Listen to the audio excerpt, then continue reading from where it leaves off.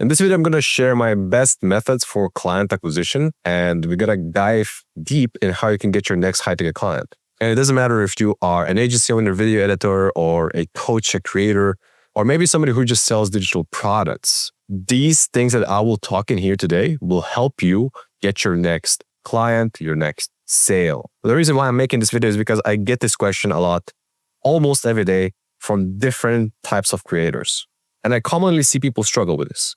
They always ask me, like, what's the best way to reach out to clients? What's the most efficient way to get clients? How do I get clients? Which should be pretty obvious. But generally, these are the questions that I get every single day. Now, the thing is that there's no best way. It is subjective, right? But it's about finding the way that works for you. The thing that you can do sustainably long enough to get a client, right? Long enough so you can have enough data to know how you predictably can get a client. So there are only really three ways to get clients, which is, first of all, manual outreach, messaging people, right? Posting content, getting people to come to you. And then the final one is running ads, essentially. So all of these ways are valid. I was, or should I say, I am a strong believer in building something of value so that people actually come to me. I tried cold outreach, right? I tried messaging people a few times, and it kind of wasn't my style. I never liked it because I always felt like my time is wasted. My time could be spent better creating something of value. Now, directly messaging people, it has its pros and cons. By the way, if you're a video editor, I recommend picking up the High Ticket Editor Guide down below. It goes more in depth about the concepts that I talk in here. I show you the best strategies that worked for me. So click the link down below and I'll see you inside. The pro is that it's fast. You get quick feedback, right? You're able to test your offer, your message, right? To see if people respond to it, if people respond to your offer, if they need your offer. A lot of times what happens is that creators will be like, oh, I'm going to run ads now. And I've seen this happen before. They start running ads when their offer isn't even validated. They don't know what people want. They don't know what people even need. They just think that, let's take video editors, for example. I will sell video editing service and time and pretty videos. But nobody wants pretty videos. People buy video editing for, well, two reasons. Is to save time, which pretty videos can come in handy if you're targeting the right people that want more status. But, if you look at the hierarchy of needs, status is at the very top. So, everything is driven by status one way or another. However, where I'm going with this is that people pay to save time. So if you're just a video editor who makes pretty videos, you help people save time. You're not going to be able to get paid a lot. And two is to make more money. Right? So you help people make more money or you solve valuable problems. So you could say that video editing is a valuable problem to be solved, but generally it's becoming a commodity because a guy from India can do the work for $5, whereas a lot of video editors, it's just a race to the bottom. Long story short. So that would be manual outreach, right? Or you can have somebody else to do it for you, right? Where you just send out messages. I've done outreach a few times in my life, but I never really enjoyed it. I brute forced it a few times to get my first couple of clients, but after that, it was just a smooth sailing because I always delivered value. I always tried to do my best and over-deliver every single time so that the work was out there, the good work was out there, and other clients referred, or should I say my clients then referred other clients to me. And also a lot of competitors would see their work and they'd be like, who did this? I need to find out. And I was the guy for it. I always believed in build something of value and then, get people come to you. And you do that by, creating content, right? Putting yourself out there. Well, the beauty right now is that you don't even need to put yourself out there, right? If you're a great video editor or an AI expert or something like that, you can literally use the tools like AI and voice generation and your editing skills to create faceless content, right? Now, you will lose leverage because people like to buy from people. People like to connect with people. So if you can't show your face or connect with people directly, then you will lose leverage and you're probably not going to be able to charge higher prices than most people out there. This is the reason why I actually believe in building a brand. I've seen this work for others before I even start building my own. My personal brand came into play many, many times. Let's put it like that. Business, social life, stuff like that. It opened a lot of doors for me. So that's why I believe in building a personal brand. That's why I believe in putting out content. That's why I believe in building an audience. Because right now I can DM any influencer who's about my size and get a response most likely. And that happened multiple times. I've even had bigger influencers than me follow me and get inspired by my content. I've seen that multiple times over and over. And that makes me happy because I'm like, okay, well, I'm on the radar. Sooner or later, we're probably going to connect. We're going to do something one way or another, of course, if I want to. So what content essentially allows you to do is to get people coming to you. You build leverage. You can get more responses. And the thing that I haven't talked about is that it attracts talent.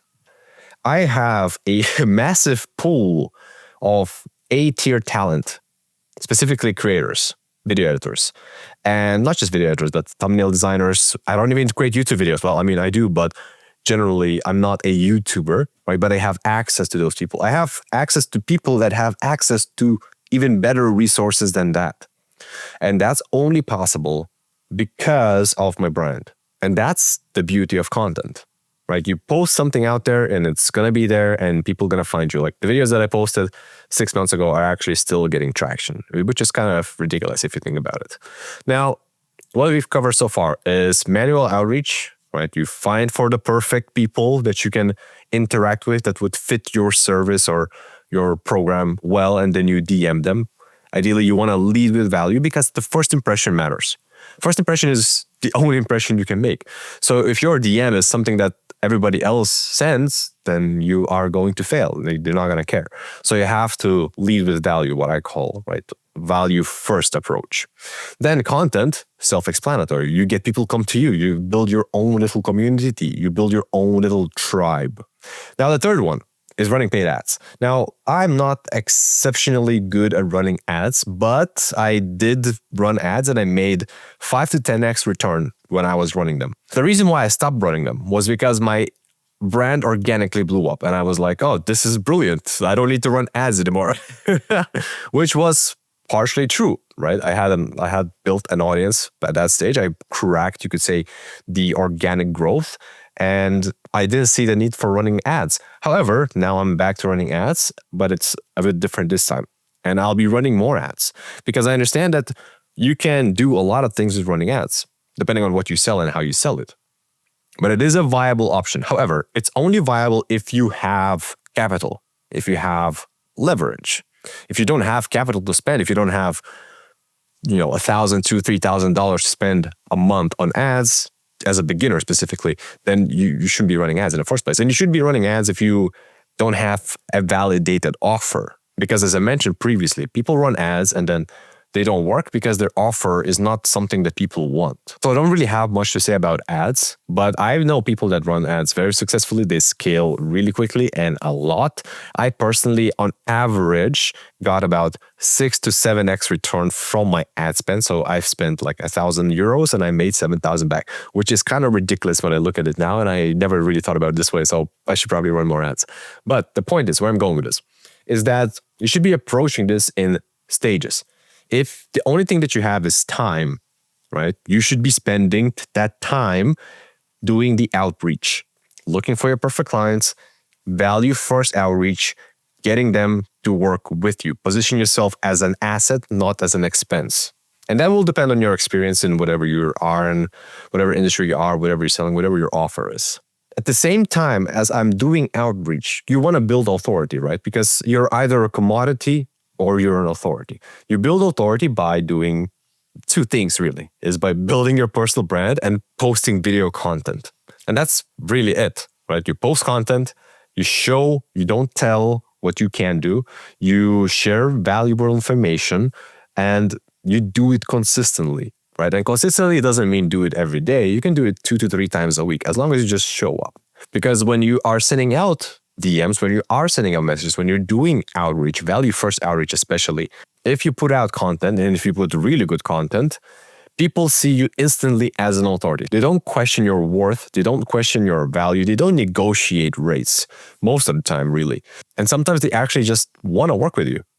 They bring it up themselves. And once you have those two things handled, once your messages are dialed in, once your content's dialed in, then you can start running ads. Because by then, you'll be good on camera. You'll know how to present yourself. You'll know how to speak.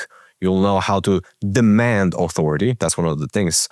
Demand sounds kind of harsh, but you will be perceived as an authority, right? You might have a good setup as well by that time. Even though I've seen people run ads with like selfie videos and they crush it as well. But what I'm saying is that you want to think about the bigger picture. You'll probably have a proven offer as well. So it's going to be a lot easier to sell it, right? You're going to get a better return on your investment.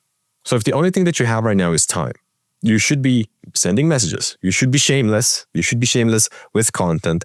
You should be creating content every day, building your audience, building that leverage, building that authority. And once you get a bit of a stable income, once you can get clients more predictably, then you can start running ads and start testing different types of offers. For example, you don't need to be only selling a done-for-you service. You can start creating do-it-yourself, some sort of course, some sort of training, or some sort of template pack, some sort of swipe file that you sell at a low ticket price, and then you upscale it or upsell people into higher levels of access, ultimately getting them to your done-for-you service or coaching or whatever. So the point that I'm trying to get across, everything works and everything can work. The main principle is that you need to get attention one way or another. You need to either do it manually, talk to people, engage other comments, engage in communities, right? To create leads. You get attention. If you get attention, you're able to create leads. And you do that by, like I said, outreach, creating content, because you get people come to you, you get people to consume your stuff, or running ads, which is essentially more paid acquisition channel. So if you have money to spend, then be my guest, right? For 99.9% of people, it just would not make sense. If you enjoyed this video, then you're probably going to enjoy a video that YouTube suggests somewhere around here on the screen. I'll see you in the next one.